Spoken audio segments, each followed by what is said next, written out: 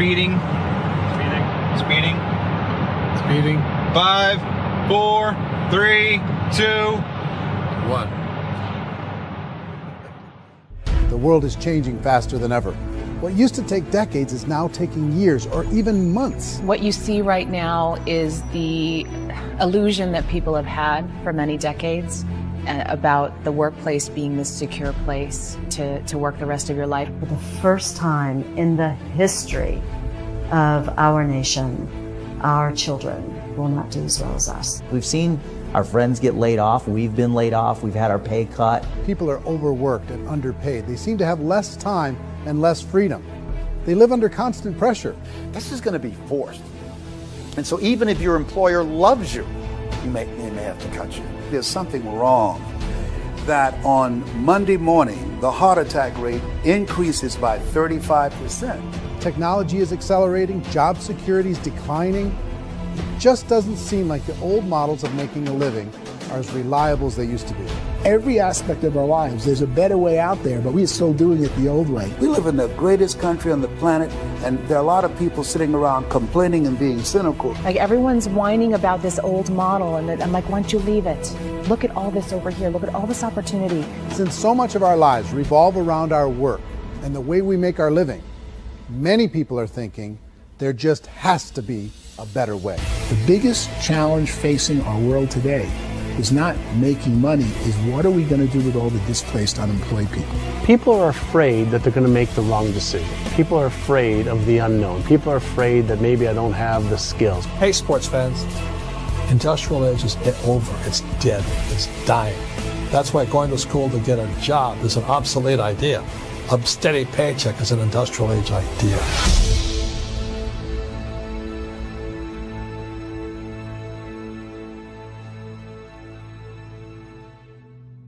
It's the search for answers that has brought us here together today. My name is Eric Worre, and for almost 30 years I've been an entrepreneur, struggling at times, but ultimately succeeding. As a best-selling author, speaker, and business owner, I've spent my entire career helping millions of people around the world to become entrepreneurs. And I believe strongly that there is, in fact, a better way when it comes to how we make a living. The career landscape has changed dramatically, and many are still working in a model that is completely out of date. What worked for previous generations isn't working as well for people today. In this film, we're going to explore 3 important questions.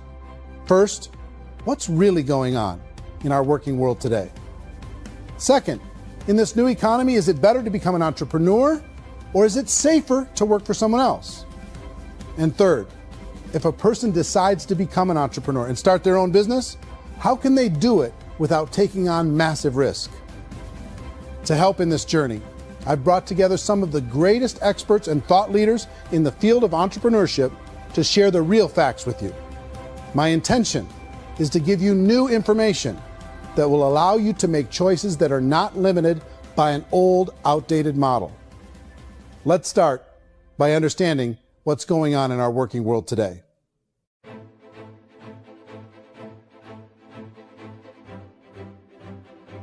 Let's look at unemployment. 30–40% of the people are honestly not working, but would be working. What our government does is if you haven't found a job in 6 months, we don't call you unemployed. We pretend you dropped out of the labor force. I've often said that unemployment, particularly structural unemployment, that's unemployment due to technological changes, is the first sign of economic growth. Think of it, 10 people live on an island. They go out every day and fish. One day, new technology shows up. A missionary brings them a net. Now, using the net, one pilots the boat, one throws the net. 2 fishermen can do all the work 10 used to. That's a 500% increase in productivity, 2 doing the work of 10, in one day. You don't have to learn a lot to learn how to throw a net instead of throw a fishing line. The island's got a big problem, 80% unemployment. But the island still has all the wealth of the fish because the 2 people produce as much fish as 10 did. Now, of course, looking back in history, these changes used to take thousands of years. And during that time, we went into farming and transportation. Some of us became doctors and some teachers and lawyers, and we developed all these new professions and new manufacturing jobs. Today, these changes are occurring literally in one day when a new technological advance occurs, and we don't have the social structures to deal with it or to retrain the unemployed people. So one of the things that I think is interesting as I travel across the country and really travel around the world is the way that we work and the way we get paid for work is changing pretty dramatically. On a global basis, everything is being turned upside down because of the rapidly advancing technologies. They are eliminating many jobs, and we have been left with many people not prepared for the jobs that exist. A lot of demand in public companies was to squeeze out all the fat and to get just as much margin as we possibly could, and fat equals humans. So this idea of job security in information age is so obsolete, but it's still taught inside our school system. And that's where the problem starts. There's no financial education in school system, and people are still trained to be employees who work for that paycheck. This is a chart on the middle class. What's happening in the middle class, those who went to school, their incomes have been coming down for years. And parents still say to their kids, go to school, get a job. Now what happens to all those middle class people who are dropping off the ends of off the chart? Well, they become what's called working poor. And this is what happens to working poor. But they say poverty is ending. Well, poverty may be ending, but working poverty is going up. And this is food stamp usage. So food stamp usage in America is going through the roof right now because people cannot earn what they call a living wage. Most people have experienced financial pressures that I think are probably greater than they have been in the past. If you're not working for yourself, then it's going to be a pretty hard road for a lot of people. Today, if you're going to control your future, the 40-40 plan is gone, where you can graduate from college and get a job and work for 40 hours a week for 40 years. That day is gone. So some of these charts actually tell you what's going on. And this is a really interesting one, you know. People are going back to school because if I go back to school, I'll get a nice job. But this is what's happening to, it's called Sallie Mae, which is the student loan guys. The student loan is going through the roof. It's now over $1 trillion, and student loan debt is worse than credit card debt. So when people stopped using credit card, the government got people into student loan debt. And the problem with student loan debt is you can never be forgiven. See, with credit card debt, you can declare bankruptcy and then all's forgiven. But student loan debt, you can declare bankruptcy, you still owe it. It's the worst of all debt. But this is the next picture. Look at this chart here. This is what's happening to wages of college graduates. It's going down. So you go to college, you rack up all this debt, but you earn less money. Now, that's not that intelligent. Average person who's been working a lifetime in America today is ending their lifetime at 65 with about $41,000 in assets. They earned just enough to survive. I think in the United States we have something like 17 trillion in debt. That's just the federal government debt. We got another 2 in municipal and in other, let's call it almost 20 trillion government. We've got 40 trillion in private debt. That comes up to close to 60 trillion. When you then add something we never had before, what you were talking about, when we look at the unfunded portion of Social Security and primarily Medicare, Medicaid, that, at the most conservative estimates from outside firms, Kleiner Perkins, 67 trillion and growing. That's more than all our other debt. There's less conservative estimates that say it's 84 trillion or higher. I added up conservatively $127 trillion in total debt. Debt is a financial drug. When you take it to excess, it's like taking a drug. Yeah, it makes you feel better, it enhances your performance, but at a huge cost, eventually it kills you.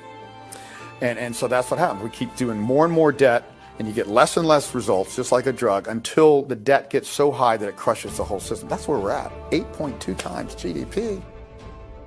You know who I feel sorry for?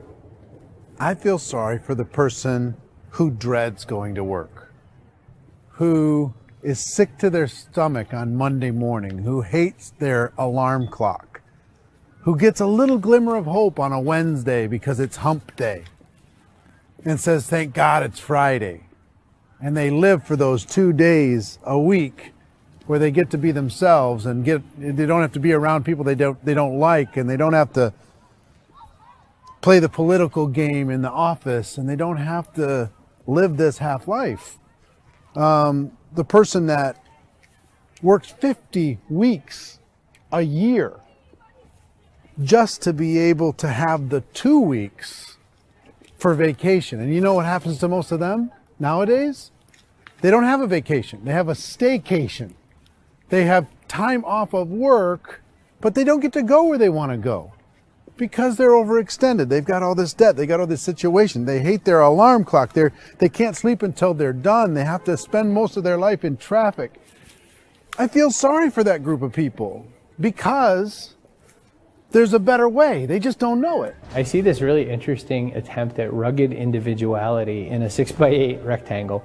And I feel like you're all the same, except for the little push pins of the pictures. There's different pictures. Yours is named Jenny and his is named Sujara, but it's the same people. And this is how they are, and they're just like the zombies, and there's no joy in there, there's no fun. There's always like the wacky woman who decorates her cubicle, and that's the most she can do there. You got to give her credits, right? The wacky cubicle woman. The basis for their life is worry. I'm worried, you know, maybe I'll get fired. I'm worried maybe my company will go out of business. I'm worried I can't keep spinning the plates on paying the bills. I'm worried about how do I send my kids to college. I'm worried, what if the transmission of my car breaks? That's, you know, 2 or 3, I can't fix it. People live in a sea of worry, and it eats at them. Those signs that people held up during the Depression didn't say looking for gainful employment in a cubicle. It said looking for work. Work is what we're looking for. Job is just a unit of measurement. Work is what we're going after. It's time to look in the mirror and say, it's not the economy, it's my economy. It's my little world of where I am. I need to improve. I'm not going to wait for the economy to come back because, frankly, the economy is doing great in this country. So I'm here on Wall Street, the financial center of the universe, the financial capital of the world. This is where most people's money goes to at least be held for a time, right? With interest rates in banks being effectively zero, and many experts are predicting it's going to stay at zero for the next 10, 20, even 30 years, people feel like they don't have any choice but to put their future into equities, to put their future into the hands of other people on this stock market, and hope that the stock market goes up, hope that the stocks that their advisors pick or that they pick goes up. That's one way to go, I guess. It's my personal belief that if you put your future into the hands of yourself, in other words, you have earning power by yourself, I think you're a better investment than these guys. I think controlling your future is a better option than handing over your retirement to these guys. The average household income in the United States is approximately $50,000 a year, what they call the middle class. To reach the top 25% of income earners, you need to earn at least $90,000 a year. To reach the top 10% would be a household income of $140,000, the top 5%, $190,000, and to be in the top 1%, you'd need a combined household income of at least $380,000 a year. So here's the question. What do you think would give you the best chance to move up and get to the top 10%, the top 5%, the top 1% or beyond? In my opinion, and in the opinion of many, many experts, the answer is to become an entrepreneur, to become your own boss. I think you have to be a business owner. I can't, the only time I ever say to someone it'd be great to be an employee is when they've already told me they've surrendered. I only tell people who are wounded spiritually that they should be an employee. And it's that feeling that you get when you pick up the backpack off the little Cub Scout and say, "Don't worry, little guy, we'll get you back to the camp." You know, it is in no way a kindness when I tell someone they'd be a great employee. The other status symbol really increasingly is lifestyle. And people can own their own business, maybe even work out of their house. That, I tell you, people admire that. Like, gosh, I wish I could do that. The spirit of the entrepreneur is to be a risk taker and to be resourceful and unstoppable and to have a vision of yourself beyond where you are and not willing to settle for life as it is. Think about the great entrepreneurs. They're visionary. They have heart. They're willing to do today what others won't so they can do tomorrow what others can't. Personally, I don't think of the new economy, the old economy. I create my own economy. The entrepreneur's in control. I decide what the economy is going to be like. In the world of entrepreneurship, there are no limits. you can make as much as you want, depending on how much you want to work and how smart you are and how great a team you put together. There's no more lifetime rewarding business than being an entrepreneur. Why in America, where anyone could be anything, would people want to give up their freedom and become effectively a modern-day slave, told shut up and be here every morning at 7:30, leave at 5:30, and do what I tell you? If people decide to become an entrepreneur and work for themselves, they have some traditional options, but they're riskier than you might think. Any kind of a retail business, retail build-outs, is extremely expensive. Even just these small little yogurt stores where they're putting little yogurt machines and you get all the different flavors, you're spending $200,000, $300,000, $400,000 to open a yogurt shop. I would love to buy a Dunkin' Donuts, but it's $500,000 or so to start. I don't quite have that just-in-case money. Risking lose it all, and most guys do 2 or 3 times, and even big guys like Branson, because I'm such a fan of his, half his companies don't work. If you make $1 million, your problems are going to go. If you make $1 billion, your problems are really going to go. Just the opposite. You and I know when you're making $1 million, you get $1 million responsibilities. You make $1 billion, you got 1,000 times $1 million responsibilities. And most people say, I'd love to be my own boss. 70% of Americans would love to be their own boss, according to recent polls. But they don't know how to get there. Because what are you going to do? One, you could buy an existing business. If somebody's selling an existing business, you have to ask why. Usually because it's probably hard. It's probably not making as much money as they hope. 2, they could buy a franchise. A little less risk, proven system, but it's expensive to be able to do that. 3, they could start something from scratch. And that's where a lot of people feel like, I don't have the chops to do it. I don't have the money. I don't have the product idea. I don't have the expertise. I don't have whatever it's going to take to be able to get there, and I can't risk my family to do it. So 4th, they could become an investor. A lot of people in this town invest to try and figure out a way, but you got to be pretty smart with that game too, right? Venture capitalists, who are the very best and most sophisticated in investing in new breakthrough businesses, make it on 1 out of 11. That means 10 out of 11 are mediocre or fail. Most of them fail. That's the risk there. An angel investor is lucky to get 1 out of 15 or 20. A business is a team sport. Like, I have to have accountants, I have to have engineers, I have to have system designers, I have to have sales, marketing, I have to have accounting, I have to have mission statements, I have to have legal and all that. The average Joe Schmo, even me, I go out there, I don't have the skills to put a business together. I think the bottom line for the 4 traditional options is they take money, sometimes a lot of it. They take expertise, and they take time. All of that adds up to just too much risk for most people. I bought a business from somebody else, and it was a lot of work. And you start wondering, what did I just buy? Because I guess ultimately I own your email list, and I just overpaid for it. People that start their own business, they spend a lot of money, they spend a lot of time, a lot of effort to get things started. And the more you invest on the upfront, the harder you typically work at it. I can tell you what the success rate is of a restaurant. What is it? They're crazy enough. About 90% of them fail. About 90%. In how quickly? Year or less. Wow. And if we're talking non-franchise, we're talking franchise, Sure. That's totally different. Yeah. But our students aren't getting franchise restaurants. You got to invest big money. Exactly. And with someone like McDonald's, you've had to work with the company for a long period of time, really know the Even have a chance of investing $1 million. have a chance, and it's a slim chance. What if there was a way that you had all the proven aspects, the comfort aspects, and you could still control your own life? What if there was both? In other words, you didn't have to create everything from scratch. You didn't have to be a super leader. All you had to do, what if there was a proven product already? You didn't have to create the product. And there's a proven system already, proven training already. Everything except an employer. That was the only thing that you didn't have. Do you think more people would be open to working for themselves in that environment?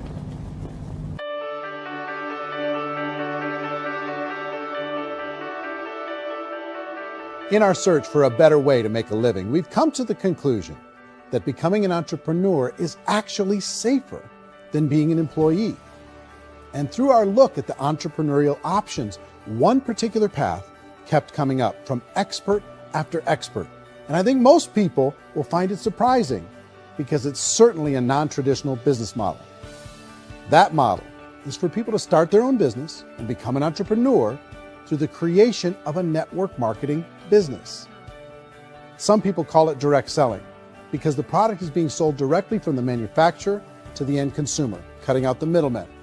Other people call it multi-level marketing, or MLM, because there are multiple levels of commissions paid. The most common term today is network marketing, because network marketing best describes using a large group of independent distributors, independent entrepreneurs, to move a product or service more efficiently. So my friend here, Donald Trump, and I, we always write about the network marketing industry. And the reason we support the network marketing industry is because it really is a business school for entrepreneurs. Because most people come out of school looking for a paycheck. Oh, that's terrible. I went to network marketing like that. I think if it didn't exist, we should invent it. It is that good. I think direct selling is a great way to do business today. It's very easy to get into that industry, and you can be self-employed, be, in effect, an entrepreneur. When we see multi-billionaires adding network marketing companies to their portfolio of companies, that would be a clue. When we see people who are very famous authors and very famous business people endorsing the industry, that would be a clue. These network marketing companies aren't $50 million companies. They're billions and billions of dollars. They lead the stock market. They're major companies. When we're going to get it? You know, and you're going to school to work for a paycheck. But if you want to be rich, be an entrepreneur. And network marketing gives you the spirit to be an entrepreneur. A traditional company will spend up to 50% of their total revenue on marketing. Network marketing companies use a different approach.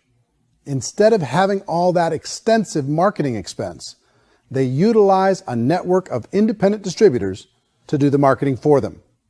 Now, why do they do this?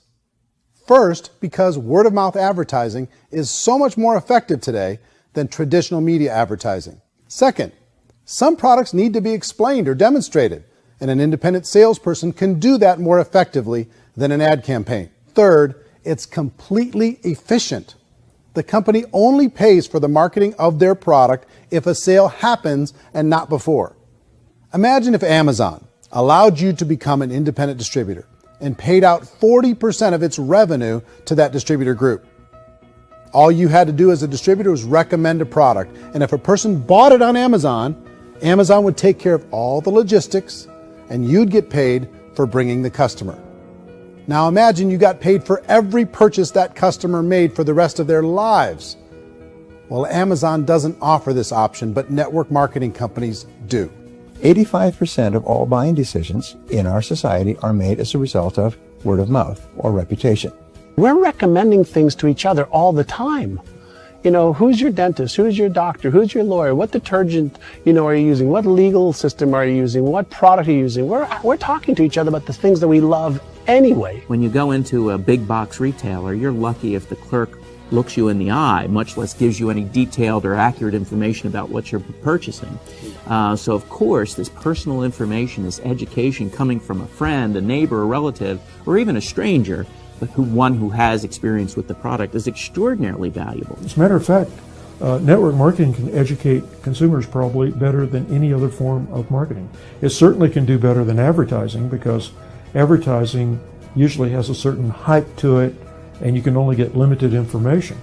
So, network marketing trumps advertising. If you were a typical sales company and you wanted to sell $1 million a month worth of product, you might go find 100 superstar salespeople.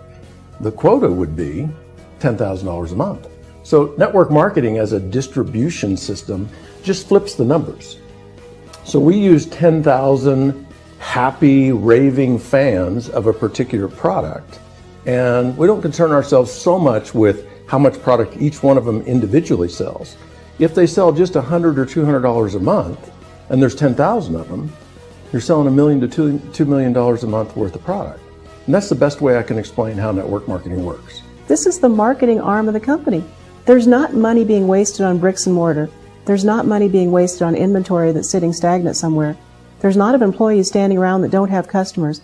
These are people that are going to connect with customers. These companies allow people to become independent distributors for extremely low cost and with no minimum time or sales quota. Essentially, they own their own business and can provide as much or as little sales as they choose.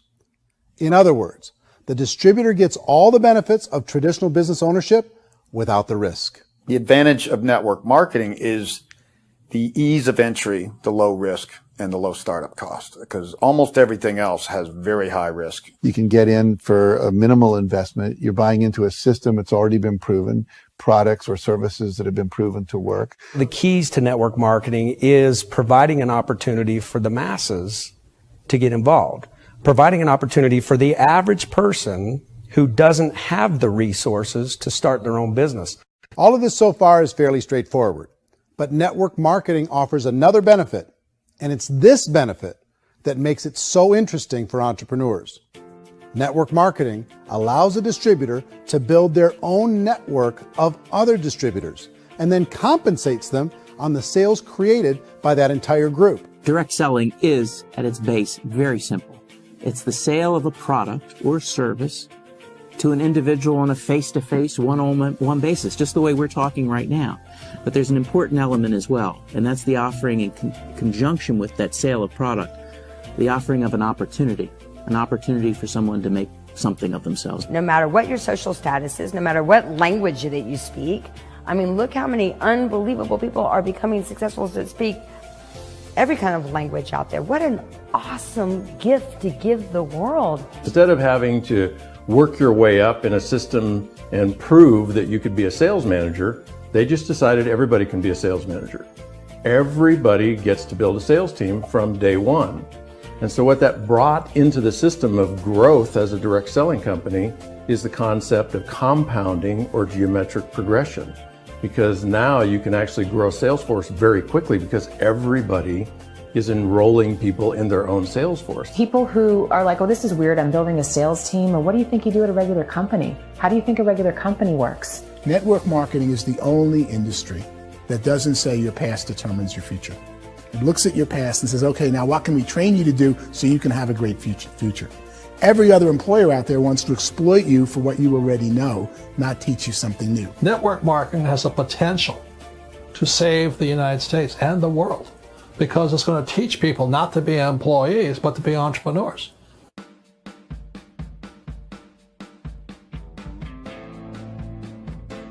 According to the Direct Selling Association, if you add up all the network marketing companies around the world, they combine to do over $178 billion a year in retail sales. To give you an idea of how big that really is, the NFL, the National Football League, does approximately $9 billion a year. The music industry does a little more than $16 billion a year, and the movie industry does about $80 billion a year. Using a conservative average, network marketing companies pay their distributors about 40% of that $178 billion in the form of commissions, which adds up to more than $71 billion a year. That's almost $6 billion a month. It's almost $200 million in commissions every single day. So it's certainly working, and people are making serious money in network marketing. With the growth of the direct selling industry over the last 10, 15, 20 years, we've seen a broader understanding of the channel. We have seen more and more people getting involved in the business, so our penetration in the marketplace has increased, and thus the understanding in the marketplace of who we are has increased. And we've seen non-direct selling companies look at the direct selling model and say, something's going on there. People are making money. Companies are being profitable, individuals are being motivated, product is being delivered to market. Maybe we should explore this. Some people think only the people at the top make money. Well, let's take a look at that as well. In the network marketing profession, there are roughly 500 people in the world who earn over $1 million a year. If you round that number up to $2 million a year, that adds up to about $1 billion a year. That takes the $71 billion paid out each year down to $70 billion. So where does the rest of the money go? The vast majority goes to part-time people making anywhere from a few $100s a month to many thousands of dollars a month. It goes to people who choose to make it a full-time career move and earning even more than that. Every day, people are using the money they earn through network marketing to pay off debt, have more fun, and improve the quality of their lives. Everyone I know in network marketing has been doing that since the 50s.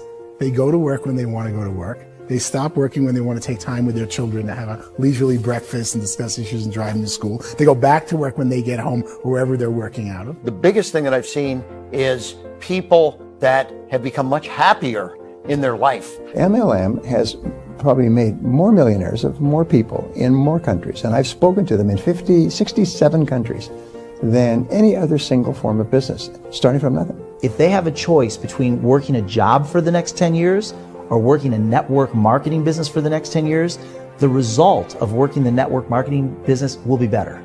A lot of people within the industry go on and make this a career and do extremely well at it. Network marketing has been nothing but good for everyone I know that's been involved with it because they did it seriously and they played full out and they've been very successful. It's been a constant barrage of success stories and people showing off stuff that they got as a result of it. How many people are involved? Approximately 16 million Americans and 96 million people around the world are currently participating in network marketing. And in a recent poll, 82% of those people report a good, very good, or excellent experience with network marketing. So people are happy.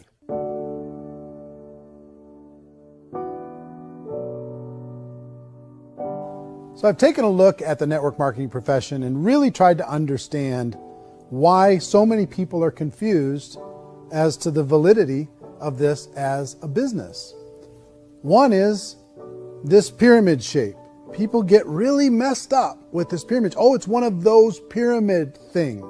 So I just think there are a lot of haters out there who really don't understand the industry and say, oh, it's a get-rich-quick scheme. It's a pyramid. Well, corporate America is a pyramid scheme. You know what I mean? It goes like this. You have thousands of MBAs, let's say working for Ford or General Motors or Coca-Cola. If all these MBAs, they're all trying to get to here, that's a pyramid. Only one guy's going to make it. Every 10 years, one's going to make it. Whereas you look at network marketing, it's like this. So you're here, and your job is to develop other CEOs coming up behind you. So it's an inverse pyramid. In network marketing, it's a very simple concept. If you sell product, you get paid. It is paid based on production. There is no first mover's advantage. There is no investment component where the more somebody spends, the more they're entitled to make. So the two are polar opposites of each other. It doesn't matter what shape the company is or the compensation plan is shaped, whether it's a circle or a pyramid or a triangle or a trapezoid, it doesn't matter. If compensation is coming primarily from recruitment, then you got a problem.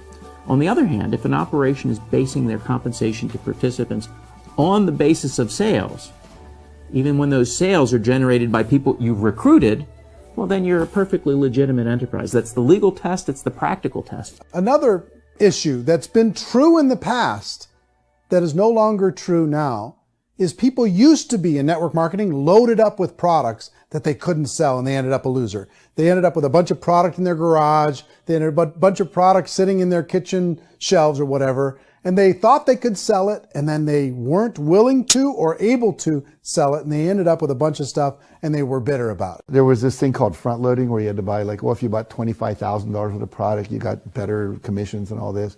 Today, it's almost all done by computer. It's direct mail comes from a warehouse somewhere else. You don't have to have all this inventory. You don't have to stock up. It's a paperless world now. Most of it's done online. You have a back office. It really works. And I mean, the technology has changed everything. Third issue is people start talking about 99% of people in network marketing don't make any money. Well, we've talked about that over the course of this journey together. Almost $200 million a day is being paid out to network marketing distributors around the world. The naysayers, the people who say that it doesn't work, are usually the ones who just don't know how to make it work for themselves. And so they're giving you an opinion, and I tell people, don't confuse people's opinions with expertise, because opinions are free. And don't confuse sincerity with the truth, because people can be sincerely wrong. But here's the reality inside of network marketing. The vast majority of people that get involved in network marketing just become customers, and they get involved to be able to purchase product at a lower price. If you take Costco as an example, if a person goes into Costco and gets a membership to Costco so they can get a lower price on the product, we don't call that person a loser because they have a bunch of product that they walked out with with a smile on their face. Yet when some people want to take a look at network marketing, they say, well, those people, they're just using the product and they aren't earning an income, so they must be a loser. They're not a loser, they're a happy customer. That's the vast majority of people that are involved in network marketing. Now, a smaller percentage of those people decide to go build a business. They earn $300 a month, $500 a month, $1,000, $2,000. That's the bulk of earnings in network marketing. And then there's the few that really decide to take it serious, really decide to build a large network, really work to make that network very, very productive. And those people make huge amounts of money and there's no cap. What I do as an outside economist, just somebody looking at this industry like any other industry I speak and say, look, what's the realities of this? 1% do incredibly well. 10% generate some additional income at pretty low risk and effort. That's not, and 90% of people roughly end up customers. One thing that I think is real when it comes to people's perceptions about network marketing is people put this, and distributors, I think, involved in network marketing have some responsibility for this. They have sometimes unrealistic claims about the product or about the income. Most people who become distributors, they want the money, they want to be successful, but they don't have the skills. They don't know what to do. And when people don't know what to do and they're in a new business, they're scared. And when they're scared, they panic and desperation kind of sets in. So they think everyone they talk to has to get in.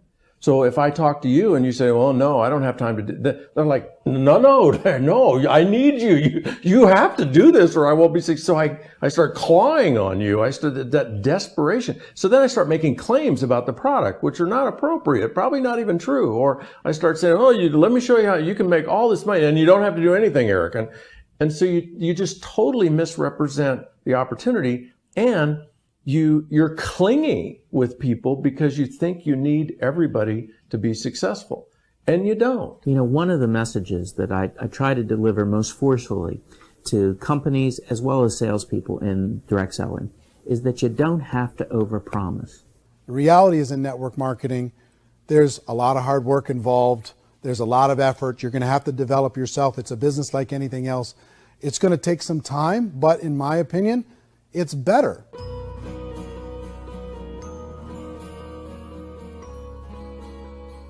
It's light years better for people starting today than it was even 5 years ago. I think it's more widely accepted now, and people understand it is a business. It is being an entrepreneur. It is being a business owner. Our belief system is based upon our evaluation of something, and frequently if we reevaluate a situation, our belief about that situation will change. The industry has changed and it's grown up. It's totally transformed. You've got young people today that have grown up with social media, and they understand networks. They understand how people are connected through technology, and they understand how money flows through those networks.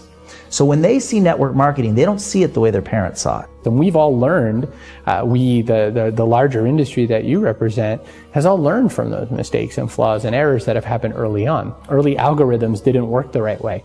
That's all fixed. It's like when they design a computer program, they design the program, then they run it, and then they go back through and they debug it. The MLM industry has been debugged. This is the day of being virtual, being able to run a business from your mobile phone. I mean, it's incredible. Companies are getting smarter. They're implementing more consumer protections. They're implementing more compliance training. They're doing more with respect to product research. If you do get involved and you make purchases of inventory, even on a voluntary basis, if you decide that this business is not for you, you can leave and have that inventory repurchased by the company. There's no other business that offers that kind of protection on a voluntary, self-regulatory basis.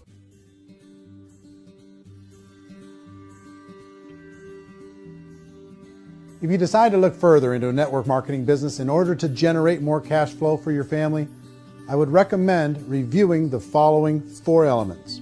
First is the product or service. And on the product or service, I would ask 5 important questions. 1, do you like it? Is it something you would feel comfortable sharing with others? 2, is there a recognized need in the marketplace? It's hard to create a need if one isn't naturally there. 3rd, does the product meet that need? Does it solve a legitimate problem for consumers? And 4th, Is it priced to sell? Can it compete in the marketplace? And fifth, is it priced for profit?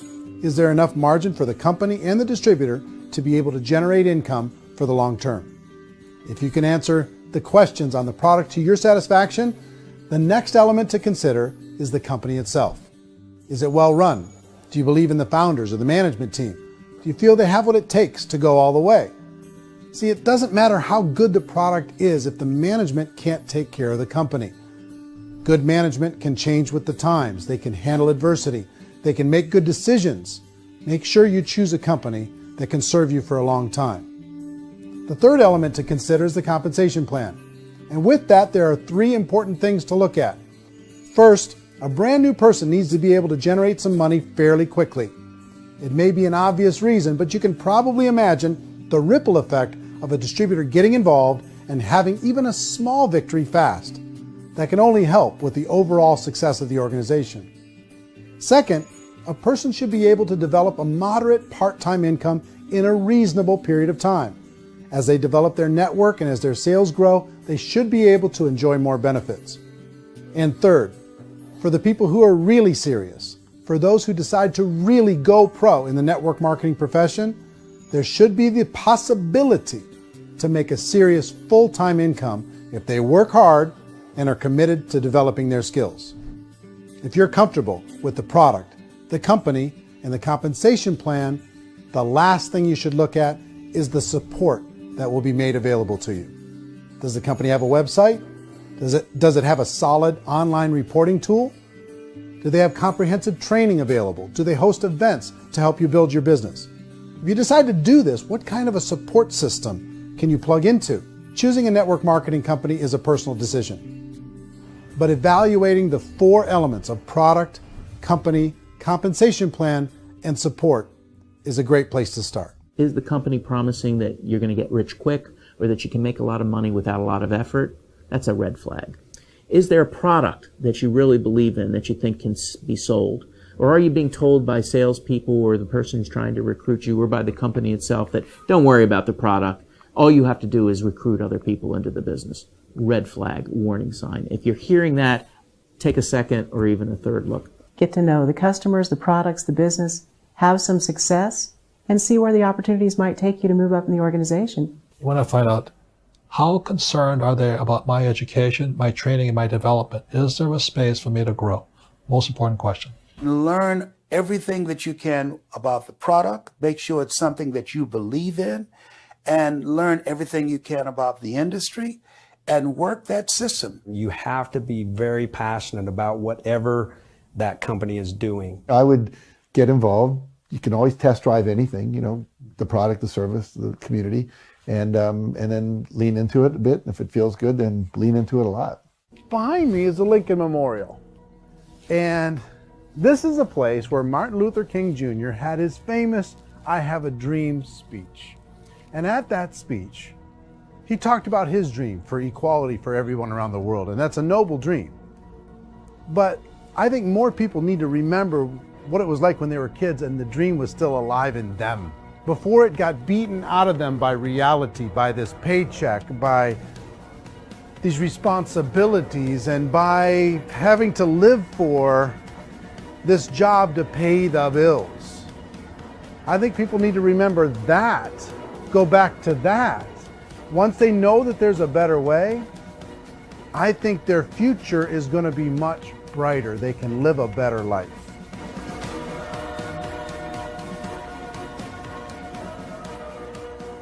So if you're considering getting involved in a network marketing company, let me offer you just a few pieces of advice.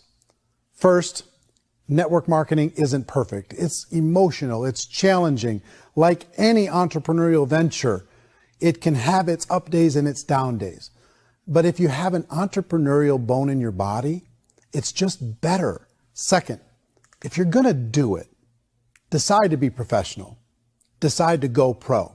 It's better to do that than just be this amateur sticking your toe in the water. Third, as any professional, you're gonna have to learn some new skills. And I promise you, inside of the network marketing profession, they're not too difficult to learn. Fourth, like anything worthwhile, it's gonna take some time. Don't expect that you're going to get to the finish line right out of the gate. And fifth, it's worth it. It's worth it to be able to take charge of your life again. It's worth it to be able to control your own financial situation. It's worth it for the people you're going to be able to spend time with. It's worth it for the things you're going to be able to see and the experiences you're going to be able to experience. It's worth it for the causes you're going to be able to contribute to, the lives you're going to be able to touch, the customers you're going to be able to help, the friendships you're going to be able to develop. I promise you, it's worth it. Remember, most people are searching for answers just like you are. But I do have to tell you the catch to network marketing. If there is a catch, if you want to understand this from an emotional point of view, people say, well, it sounds too good to be true. It's not, it's hard work. But here's the catch. Most people still don't understand it. So you're going to have to endure the loss of social esteem from ignorant people. The uneducated will think less of you. Now, if you can handle that, you're on your way. If that's going to destroy you, you know what? Entrepreneurship in general probably isn't in your future. If you can face that catch, you can become unstoppable. I want everyone to really contemplate this if they're not in network marketing. You're in a job, you probably have a mortgage, you have rent, you have debt, whatever's going on. You're in a prison. You work just hard enough to keep them from firing you, and they pay you just enough to keep you from quitting. Come on! I've been there, done that, and bought that t-shirt. In network marketing, if you run into failure, it's really just a homework lesson for yourself. There's no one to blame. You really have no excuse not to be successful. You just don't. People don't want to hear that, but there's so much available to you. If you want to be a good network marketer, be a student to the people above you, be a fellow traveler to the people on the same level, and be a teacher to those below, and know when it's appropriate to do which. People who are not afraid of asking people to buy things, or not afraid of persuading people with a chance they may say no, these people own the future. Nothing happens until something moves. So you got to go move, you got to go do something, or nothing's going to change in your life. In the beginning, you're going to do a lot of things that you don't get paid for. But as you go down the road, you get paid for a lot of things that you don't do. And your job is rehabilitate the spirit, the entrepreneur spirit in all of us. You get it back. Either give it a strong yes or a strong no, but no wishy-washy, dilly-dally stuff in the middle. There's dreams and there are nightmares, but I believe that the biggest nightmare of all is when you don't pursue your dream. You're going to see some monumental growth in this profession. It's an exciting, exciting time to be involved with the network marketing profession. The next 10 years, I see just exponential growth. When that tipping point comes, it's not a matter of asking somebody, have you ever heard about network marketing? You're really asking them, which company are you building your wealth in? We are here to fix the world, to improve relationships with other people, to improve other lives. And the real reward comes as an entrepreneur at any level from teaching somebody something and watching them soar. There is no greater reward.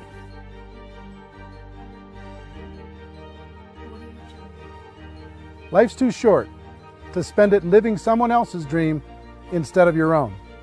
It's too short to spend it living at a fraction of your potential. Can being an entrepreneur be a challenge at times? Sure.